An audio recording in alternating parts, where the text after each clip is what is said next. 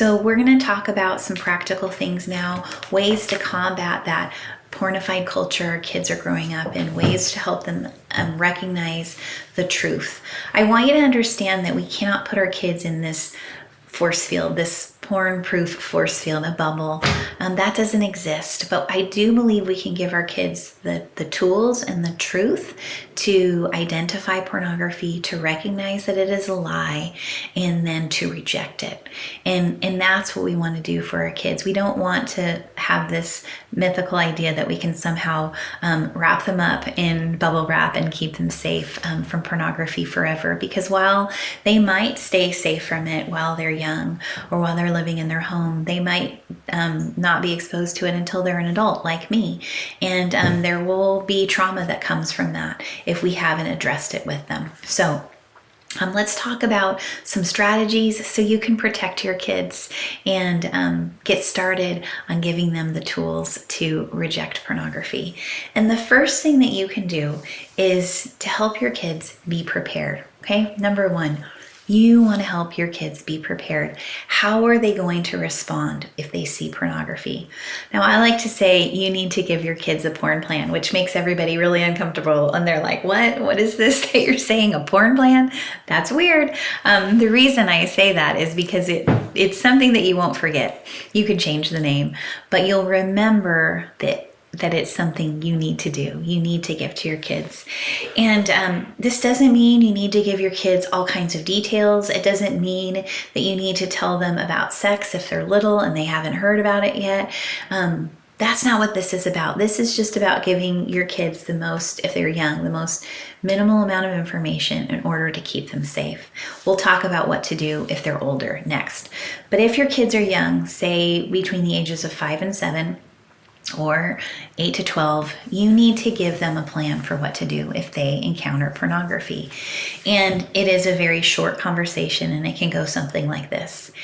Hey, bud, I need to tell you about this thing. It's called pornography, and it's bad for your body and your brain and your heart. And it's my job as your parent to keep you safe. And pornography is one of the things that I need to keep you safe from. Now, pornography is pictures or movies of people who have no clothes on and are showing all their privates. We know privates are sacred and worthy of respect and honor, and so we don't look at pictures or movies of people showing their privates.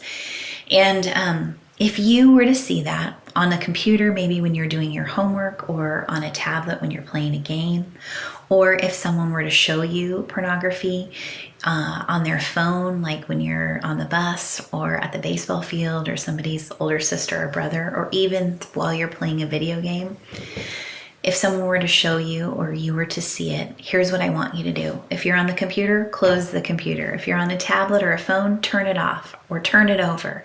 If someone shows it to you, I want you to say, I don't want to look at that. And then you just walk away. You walk away from that computer, the tablet, the person, and you come find me or dad or grandma or grandpa or some other adult that you can trust and tell us, I just saw pornography and can you help me? And that's all you have to do. That's all you have to say to them. And you don't have to give them more details. You could ask them if they have any questions. And if they do, you can answer them in an age-appropriate way. Remember, you only need to give them the minimal amount of information. As they get older, you continue to give them more.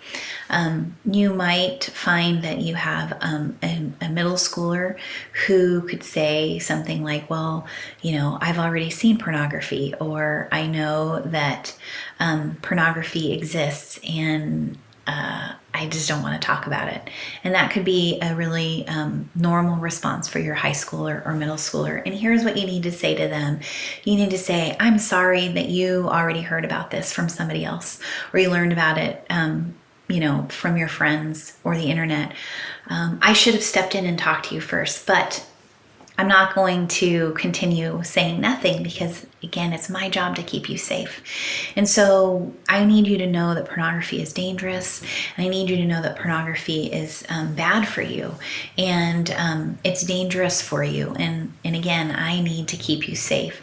And at that point, you can tell them, you can even share some of the facts that I shared at the beginning of the video, that pornography is addictive, that pornography is tricking people, it's tricking them. You can let them know that pornography is changing the way the viewer looks at other people. It makes them see people as objects instead of human beings. So share some of that information with them so they, as older kids, know the reason why it is not good for them to look at pornography. Not just because you said so, but there are some real specific hard facts, reasons that they need to know about. Whatever the case is, whether your kids are little or big, you need to have the conversation with them. And it's a conversation you're going to need to come back to.